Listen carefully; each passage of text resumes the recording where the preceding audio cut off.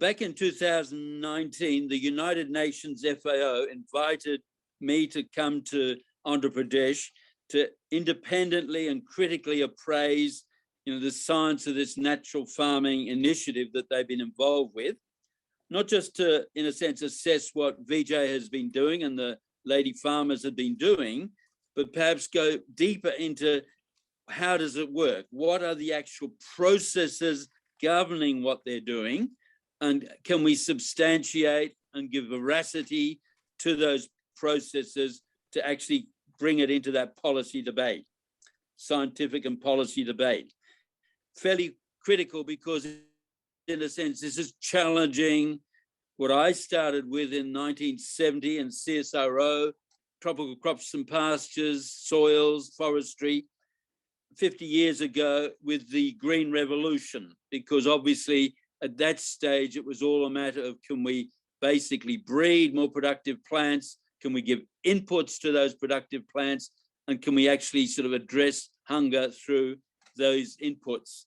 And so this is really basically saying, look, here is actually something going beyond the Green Revolution. So where is the scientific veracity, but where is the process understanding? So I was very fortunate because I spent a bit of time both in the dry lands of Andhra Pradesh inland, but also on the coast around Guntur. And then we went to Delhi to talk to Niti, but also we spent quite a bit of time, and this is really exciting and powerful, with actually the youth, the empowerment of the young people, training, eco-education, and looking then at that whole extension model. Now, I'm very, very pleased to say that, look, we can fully confirm the evidence, and this is a bit like Ravi has said, yes, here is the evidence, and all the yields, the cost savings, the increased viability, there's no question about that. But was in a sense a little bit more exciting, and this is in a sense where VJ and I spent quite a bit of time, is actually, going into the actual processes that are actually governing this natural farming basis. And I just want to look at that in terms of the microbiology, the hydrology, its nutritional integrity, the value of the crops that we're getting out nutritionally, because that's fundamental for preventative health, the resilience of these systems vis-a-vis climate extremes, but also is it a basis for going into a whole, in a sense, beyond the Green Revolution, into a new social viable farming dynamic. So from a microbiology point of view, VJ's already sort of explained it. Yes, we're using all these biostimulants, and in a sense, it's just getting that message across. These aren't fertilizers, these are catalysts.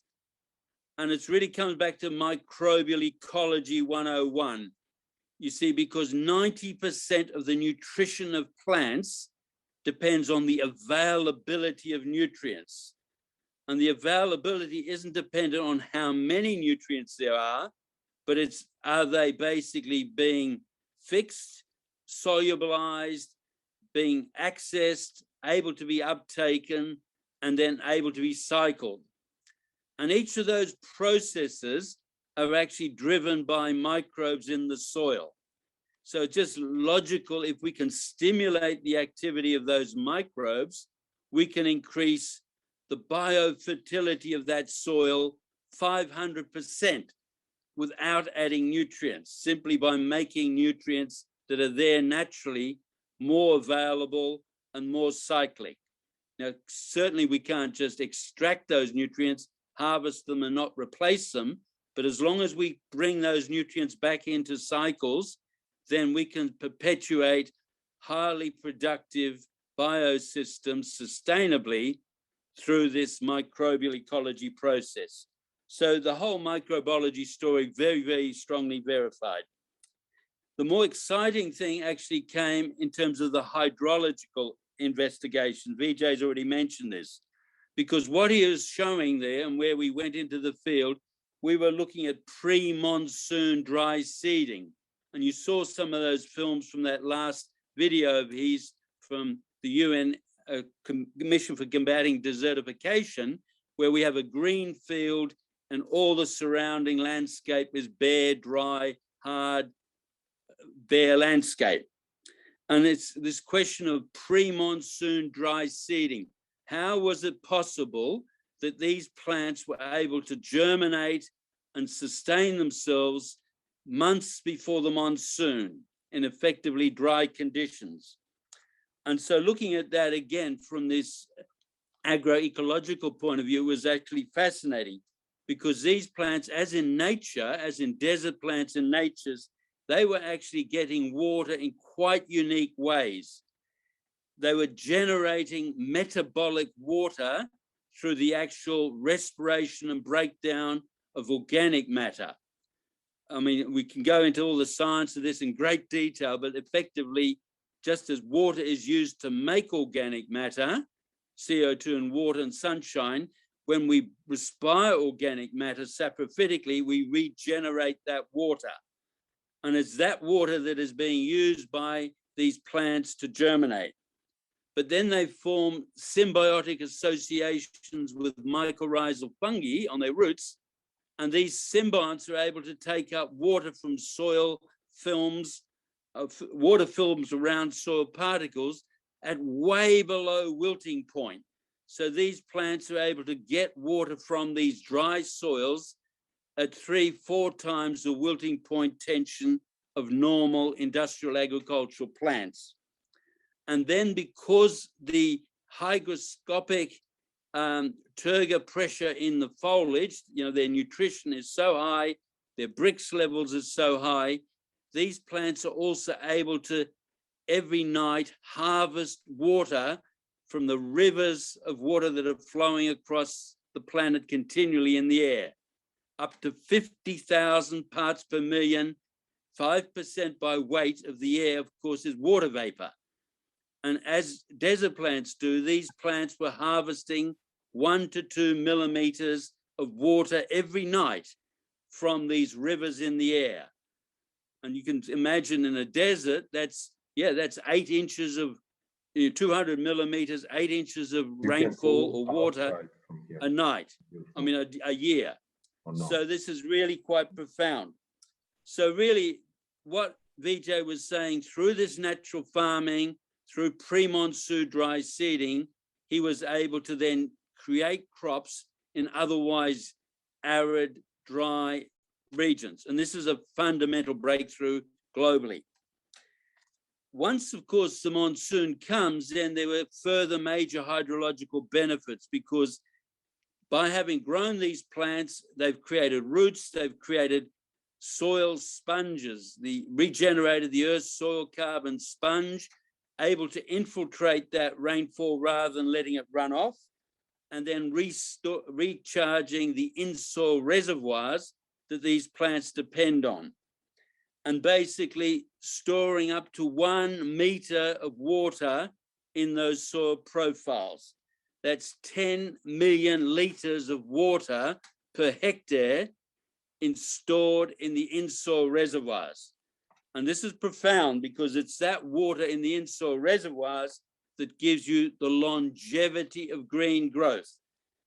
And Ravi has already talked about this. This is profound because by having longevity, we can now have 365 days a year green soil cover. And this is really profound because it's that maintaining protective green soil cover that is going to be, in my understanding, the most profound performance determinant and the determinant for future food production on this planet. If we can do that, we can feed the 10 billion. If we can't, we're going to desertify in the next decade, and it'll be a massive crisis.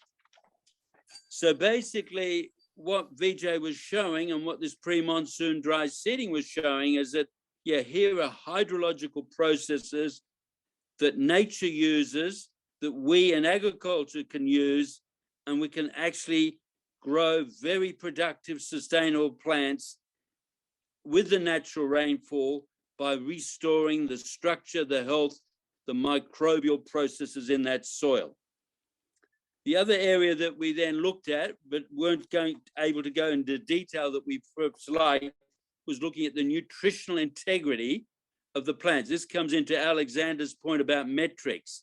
See, it's not the yield of the plants that matter, it's do those plants have the 50 essential nutrients in the right forms, balances, and ratios that we need for our preventative health. Our biochemistry depends on these to produce the enzymes. So it's not a matter of how much NPK, water, and dry matter there is. It's a question of, are we getting those essential nutrients in those ratios and balances? And of course, the natural uptake processes by these soil microbial biologies are doing that. You know, because these mycorrhizal plants are selectively, intelligently taking up cations from soil surfaces according to the needs, their biochemical needs, and that of the plant. And this contrasts fundamentally with industrial hydroponics, where effectively the plant is just passively taking up water from soil solutions, but with that, all the NPK, cadmium, aluminium, what have you, without any quality differentiation. So again, a fundamental story, because the whole nutritional integrity of our food, and therefore the whole human preventative health situation, is governed by the question of how do those plants take up nutrients? Are they doing that naturally to get that integrity, or are we just living on that chemical soup in our food? Another key point that we then looked at in this whole question is, of course, resilience. And Vijay showed us the evidence, the crop microclimate, their resilience, whether it was wind, flood, or drought. And that was, of course, governed by the root-shoot ratio of those plants, their turgor pressure, their capacity to withstand stress, but also that soil microbial root interface that they relied on. But just as exciting was this question of actually climate adaptations at a more regional level. Because if we have 365-day green cover, we actually have soil protection. And if we can protect soils, we can keep their temperatures significantly lower, rarely above 20 degrees centigrade. By contrast, the bare, dry, red soils in the exposed landscapes, they'll heat up to 70 degrees centigrade surface temperature. And of course, we all know from our physics that basically the temperature of a surface governs its re-radiation. That's simple Stefan-Boltzmann physics. So the amount of re-radiation, which is the fourth power of the temperature in degrees Kelvin, is massively higher from these bare, hot surfaces. And of course, we also know from our physics that it's the amount of re-radiation from the planet that governs the greenhouse effect. It's the driver of the greenhouse effect, the amount of re-radiation, and then, of course, how much of that radiation absorbed by greenhouse gases, of which 11% is CO2, 80% is water vapor. But what we're really saying here, that because we can turn down the amount of re-radiation from these hot surfaces, we can effectively turn down the greenhouse effect. Because no matter how much CO2 is in the air, if there's no re-radiation coming up, or much less, we by definition are turning down the greenhouse effect. And that regionally has this enormous potential to help naturally and safely cool the planet. Not within centuries it'll take to get CO2 levels down, but to do that within a matter of weeks or months, simply by keeping green cover crops 365 days, protecting those soil surfaces, keeping them cooler, reducing that re-radiation, and therefore giving us the only agency we now have as humanity to cool the planet: land management, PMDS, natural farming systems. So look, it's really quite profound what Vijay and Andhra Pradesh and the ladies there are doing, because this, as we've said, is really the global experiment, the global demonstrator.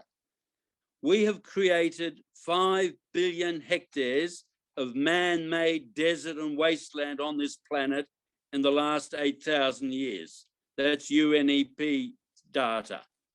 And we've done that through agriculture, through overgrazing, carbon oxidation, and basically degradation, desertification of that landscape. And what Vijay is showing, what Andhra Pradesh and the ladies in Andhra Pradesh are showing, is that we can reverse that. And pre-monsoon dry seeding is fundamental because this is humanity's only point of agency where we can say we can go back and we can regenerate, we can rehydrate, we can regreen 365 days of the year, and we can revitalize viable human village ecologies and social equity in those areas. So really, what Vijay has given us, what Andhra Pradesh has given us, is in a sense a blueprint to go beyond the green revolution, to go beyond the 50 years of, in a sense, siloed industrial agriculture, and really say we can use nature to rebuild, to regenerate, and to secure our safe future.